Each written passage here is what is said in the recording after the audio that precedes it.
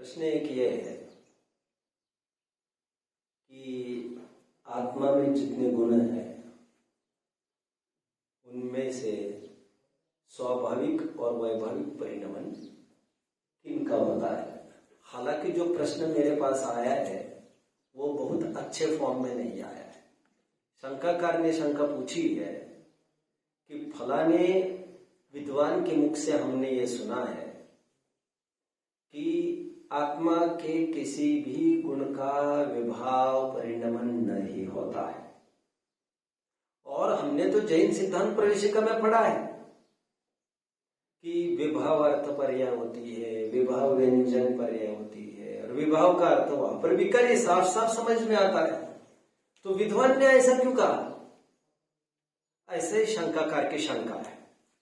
मैं पहले यह कहना चाहता हूं, वैसे किसी विद्वान ने यह कहा होगा दिस इज अनबिलीवेबल, आपने ठीक से नहीं सुना होगा ऐसा लग रहा है।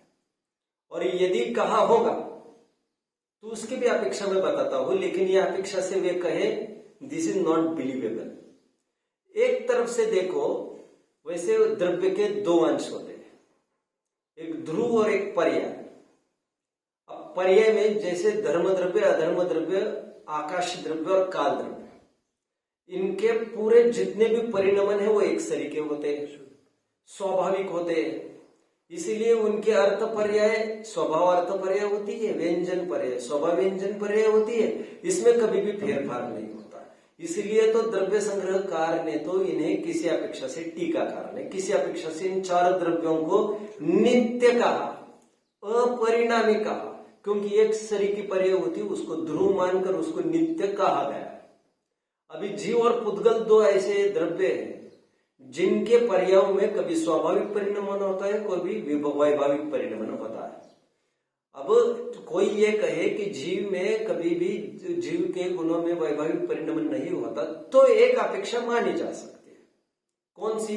कर्मोपाधि निरपेक्ष नय की तरफ से यदि देखें तो कर्मोपाधि निरपेक्ष नय या पर्यायर्थिक नय है। जैसे जानना जानना जानना जानना हो रहा है, तो जानना तो डेफिनेटली पर्याय है, वो कोई ध्रुव नहीं है, क्योंकि जो जो कार्य रूप होता है वो पर्याय ही होती है। अब जानने में आपको कितना जानता है और कैसे जानता है, इन दोनों बातों को गौण करके देखना है। मतलब मति श्रुत उपाधि को गौण करना है, कुमति कुश्रुत आदि उपाधियों को गौण करना है। कितना जानता है, कैसा जानता है, उसको देखना ही नहीं है, जानना मात्र, जानना मात्र।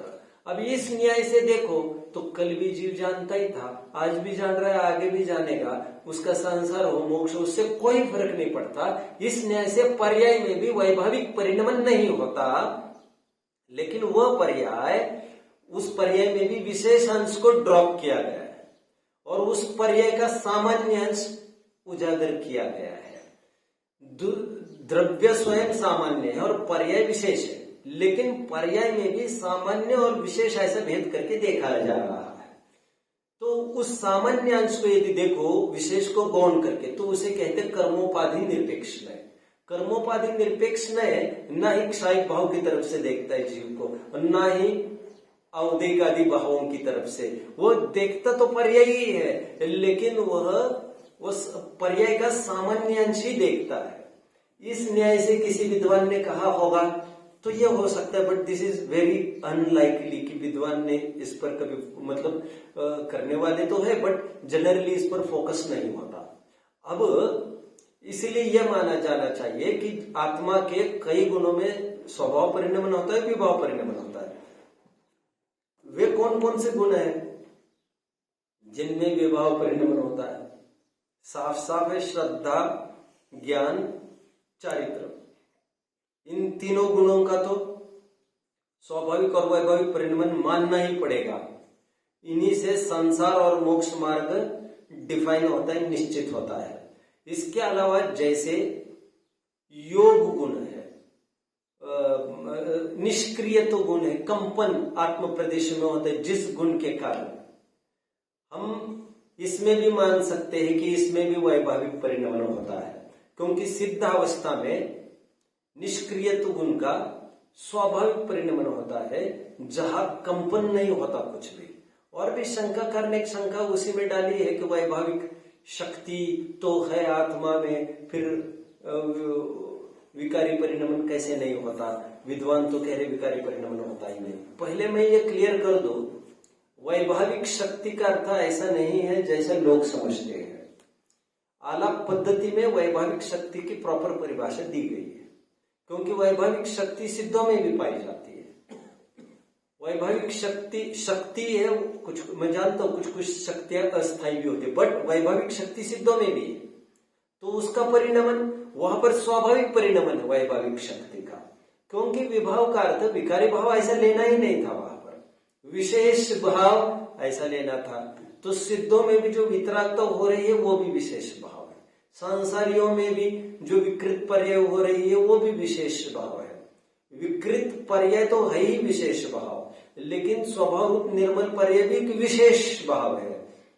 विशेष मतलब यहाँ पर असमान। तो वैभाविक शक्ति का अर्थ विकारी परिणमन इस अर्थ में नहीं, विशेष परिणमन इस अर्थ में लेना चाहिए।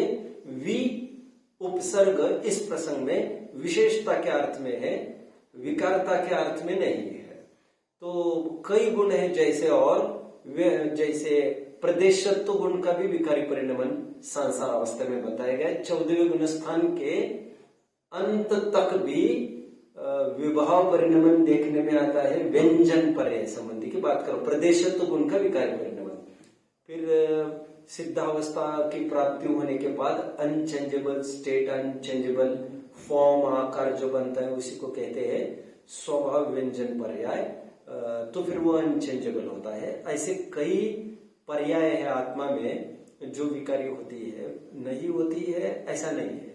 यदि विकार नहीं होता तो हटाने की प्रेरणा क्यों दी जाती? और विद्वान ने विकारी पर्याय न होने की बात कही है, ये तो पहले तो जचती नहीं, और यदि कहा होगा किसी ने तो कर्मोपाधि निरपेक्ष नहीं से ऐसा भी संभव है।